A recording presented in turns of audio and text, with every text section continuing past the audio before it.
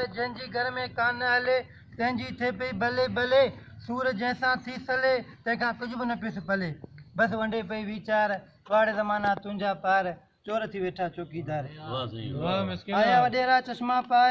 आया वॾेरा चश्मा पाए ठा ठगी जो नऊं ठाहे सभु कंहिंखे पियो सीने लाए हा इलेक्शन वेझी आहे पढ़ फाता बाबे जी यार वाह ज़माना तुंहिंजा पार चोर थी वेठा चौकीदार जेतो वटि आहे नाणू पोइ हर को तुंहिंजो माण्हू जेतो वटि आहे नाणू पोइ हर को तुंहिंजो माण्हू हा अंधनि में राजा काणू रुगो पैसे जो आहे पुछाणू पोइ रुली वियो ग़रीब जो ॿार वाड़ ज़माना तुंहिंजा पार चोर थी वेठा चौकीदार हलायो जिन ॾेई आङुर सहारो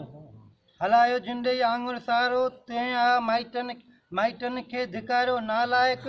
तंहिंखे मारियो जंहिं पंहिंजो खीर पीआरियो ॾिसी शैतानी पैरोकार वाह ज़माना तुंहिंजा पार चोर थी वेठा चौकीदार ऐं ॾिसो कॾहिं थाणे अॻियां मटे पियो सूबेदार मुछ खे वठे ॾिसो कॾहिं थाणे अॻियां मटे पियो सूबेदार मुछ खे वठे तो नई साज़िश का सटे त कीअं कमाया हज़ार ॿटे पोइ बसि शहर में थिए को तकरार वाह ज़माना तुंहिंजा पार चोर थी वेठा चौकीदार नकी चादर नकी वियाणू ॼण हुजे कोई थाणू नकी चादर नकी वियाणू ॼण हुजे कोई थाणू डॉक्टर खां को करे पुछाणू त केॾां वियो ही सभु नाणू रुगो कूड़ा आहिनि ही सभु नाहे को सचार वाह ज़माना तुंहिंजा पार चोर थी वेठा चौकीदार ऐं पैसो आहे त प्यार आहे पैसो आहे प्यार आहे न त मुंहिंजो तोखां इनकार आहे